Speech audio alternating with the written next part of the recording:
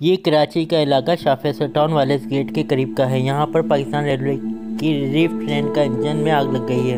आग पर फौरी तौर पर रेलवे की रिलीफ ट्रेन की इंतजामिया ने पानी के जरिए काबू कर लिया है और अभी तक कराची फायर ब्रिगेड का अमला नहीं पहुँचा है। डिगरोड स्टेशन से लांडी स्टेशन तक अब ट्रैक को मुअत्तल कर दिया है और मुतबादिल इंजन आने के बाद अब ट्रैक को बहाल कर दिया जाएगा। मेरे इंजन के ड्राइवर से बात हुई है, वो ये बता रहे हैं कि इंजन के एग्जॉस्ट में आग लगी थी और फिर रिलीफ ट्रेन से पानी का पाइप लगाकर आग पर काबू पा लिया गया है और अब डिगरोड स्टेशन से मुतबादिल इंजन आ रहा है और फिर अब ट्रैक को क्लियर कर दिया जाएगा। सैयद हसन अली, कराची।